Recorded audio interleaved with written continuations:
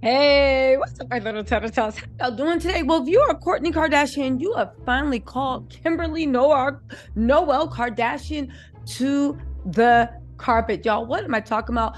Kourtney is letting that chopper sing. She literally said that Kim is literally greedy, grubbing, money hungry, and basically called her soulless and saying Kim's main problem is she's hungry for something. She just doesn't know what it is. Y'all, let's get into this mess because you cannot make this up.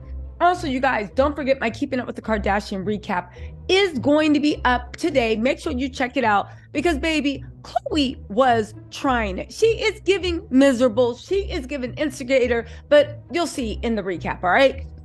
Also, I am looking for an editor, TisaTellss@gmail.com. Subscribe. Okay, fine. I already asked for too much. I'm not going to ask you to hit the like button and subscribe. Let's just get into this mess. So, Kourtney said, she said Kim just is miserable, wasn't happy at her wedding to Travis Barker. She said she sees everything I had there and she tried to take it for her own. Actually, she says it took her for her own. Now, creating a timeline, Kourtney made a surprising claim about her feud with Kim Kardashian, which seemingly started at the actual wedding. During the episode, let me just give y'all, Kourtney said, and I quote, "I just feel like there is such an abundance of opportunities. It isn't about business. There's just so much, and it takes precedence over hurting your sister. It's legit copying my wedding," she said, crying on screen.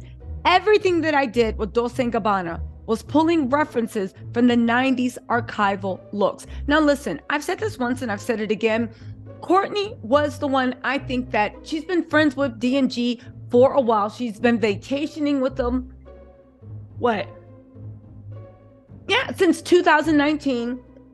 They're super tight. I think that Kourtney and Dolce & Gabbana had a collab they were going to do.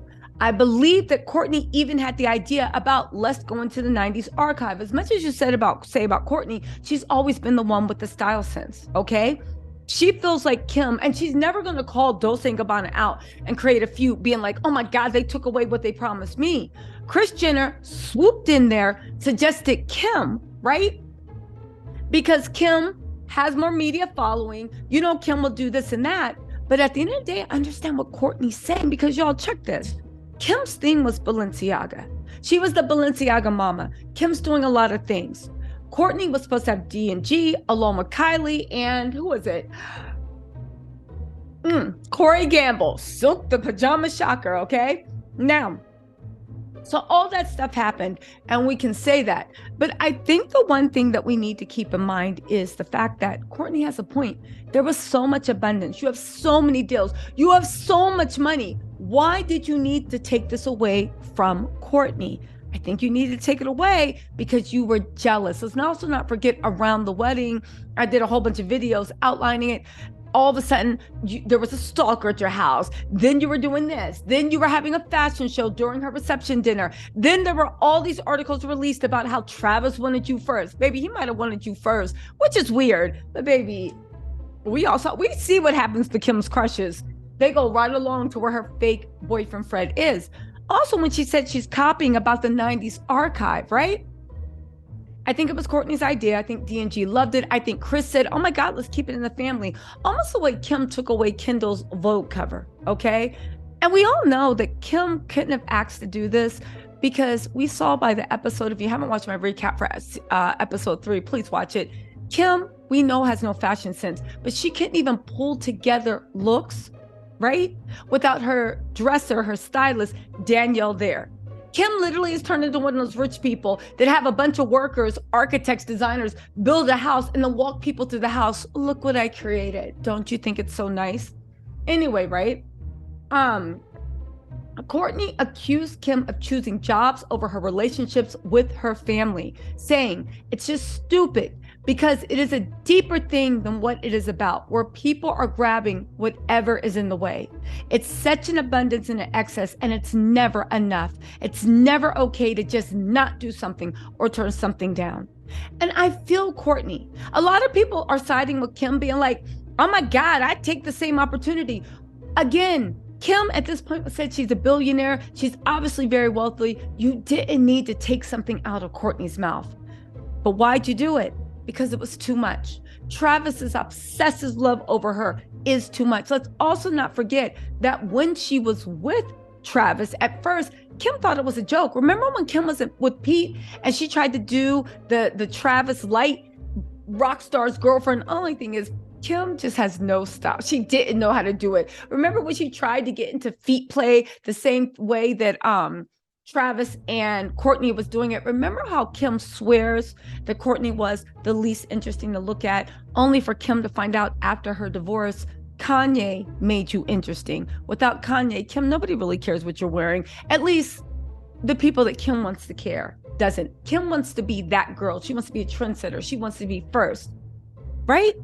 People don't come to you for first. People don't come for you for current. People don't even come for you for style, okay? Kourtney acknowledges that. She says, Kim wasn't happy at my wedding. Everyone else was like, whoa, this is amazing. We're having the best time. She never gave acknowledgement of like, this is so amazing. I love this whole vibe. Do you mind, or how do you feel about me doing something based off this? Because I was never going to tell someone not to do something. And therein lies Kourtney's issue. I think Kourtney's saying, yeah, I would have been hurt, but I wouldn't have been a hater that deal left my table and went to yours, because at the end of the day, you're my sister, we're on the same team. But the fact that you were such a hater, that you showed up to my wedding, that inspired Dolce & Gabbana to have the idea, inspired that deal.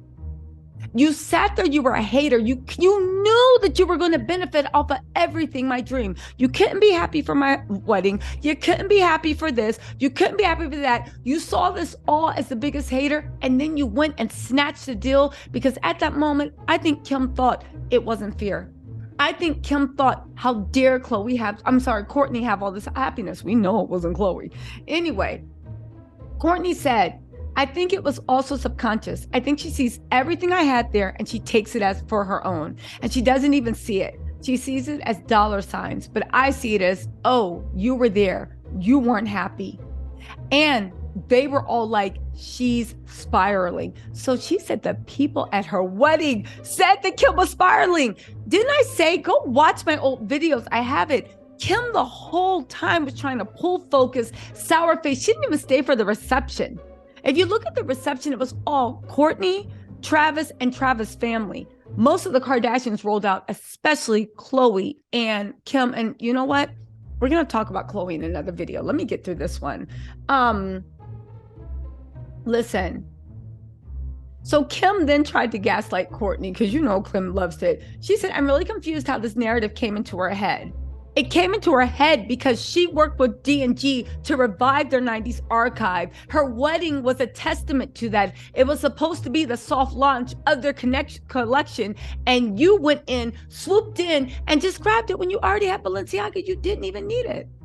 Anyway, she said all she said was, don't do anything that Kourtney wore at her wedding.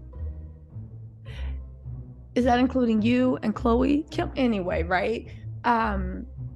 Kourtney said, Kim's fake. She's phony. She says, we can celebrate together. We can have fun together. As is evidence is, she's celebrating North's birthday.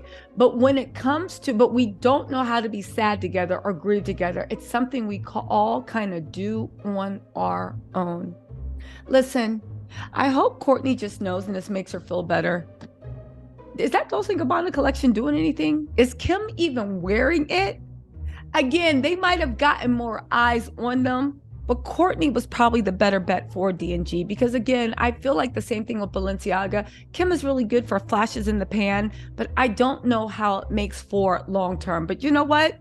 Let's see what happens. This whole storyline is great advertisement. I will say one thing, Kris Jenner is an advertising genius, because this is launching, and that's all we've been talking about, the Dolce & Gabbana 90s vintage collection relaunch. So congratulations. I think the real winner here is Kris Jenner. Y'all, let me know what you think in the comments. I'll talk to y'all later. Bye.